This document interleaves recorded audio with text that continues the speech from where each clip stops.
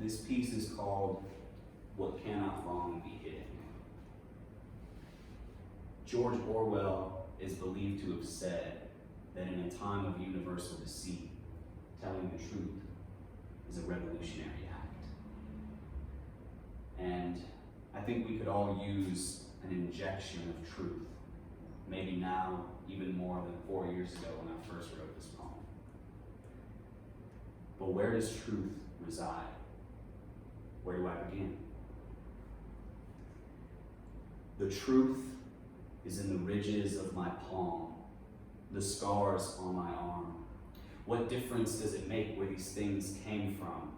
It's in the ink on my back, the infinite fact that when we feel most is when we feel lack. It's in the curls of my hair, the beads I wear, the ghost of heritage at whom I stare. It's in the smoke I inhale, the dimensions I sail when I close my eyes and my mind reads the braille. It's in the checkout line, the box of wine, the soulless magazines with celebrity sex headlines. It's in the chirps of the morning doves who perch on the dead tree, not the blooming one. In the waxing thirst for life that now wakes me up today. In the way my frantic brain dissects my heart just so I can watch that warm blood flowing. In how I dance alone to steal pulse and ponder how the winner writes the history, but like Shelby versus Holder, sometimes the truth resides in the minority report. It's in the way the NSA monitors us when we jack off and shit and say, fuck the government. In the pine cones I kick on my way to the corner of Camino Ruiz and Mira Mesa Boulevard. In the raggedy vet on the 237 bus who's shouting about 9/11. In the Muslim girl wearing a hijab whom I sit next to and chat with about books and aspirations. It's in the sunny days on campus with empty grass fields and a library full of people. In the way the students walk with tunnel vision towards the green light at the end of the East Egg dock. In how I smile when I see one of them look up, not ahead. In the way the clouds endlessly, flawlessly fly over the cliffs at Glider Port. In the wind underneath the chutes of wealthy La Jollans with the money and time to float around all day like Thoreau on a lake. It's in the night sky and the way the stars don't shine over cities. In the pen which communicates words across time so I can play Charlie Parker and have Nietzsche and T.S. Eliot on the lyrics. In the dream where I whisper, amor fati, to the patient who's etherized upon the table. It's in the color of my skin and the assumptions people will make because of it, in my hesitation to utilize affirmative action, and in the pubescent voices of middle schoolers who call me a terrorist.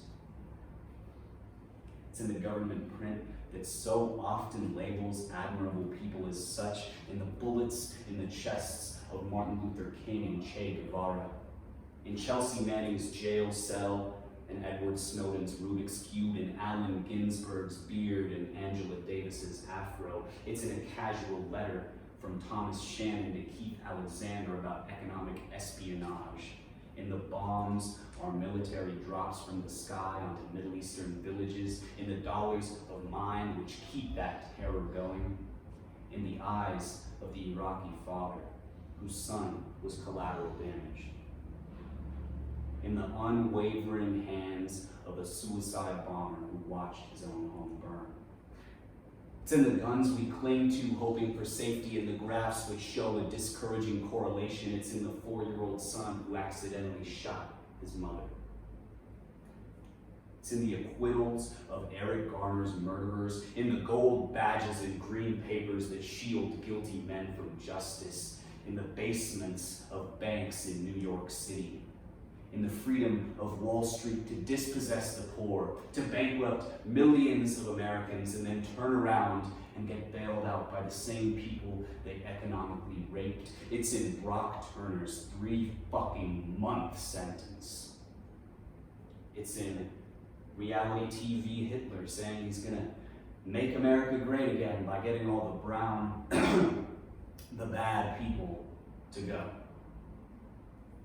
It's in the distress of the Latina mother in Arizona who drives her kids to school instead of letting them walk after hearing a loud pair of lips label them rapists and murderers. It's in the dejection of the young Persian teen who's ostracized by his peers because his name is Hussein. It's in how Omar Mateen shooting up a gay nightclub is obviously terrorism, but according to former FBI Director James Comey, Dylan Roof shooting up a black church isn't. It's in fire hoses and rubber bullets bloodying and battering the bodies of Native Americans as our nation feasts in celebration of a fabricated harmony that never was and still isn't. It's in my feet on the ledge as I gaze upon it all. In the knowledge that if I gouge out my own eyes like Oedipus, it'll just be one less pair that sees this shit for what it is. And as I gaze upon the whole truth of the world, I try my best to love it, to accept it. And yet, I cannot help but hate it. They say the truth shall set me free, but it feels like it's pressing down on me, holding me to the ground more effectively even than gravity. No, the truth alone sets no one free. Knowing is just awakening. And like when the sunlight streams through our blinds in the morning, step 2 is getting the fuck out of bed.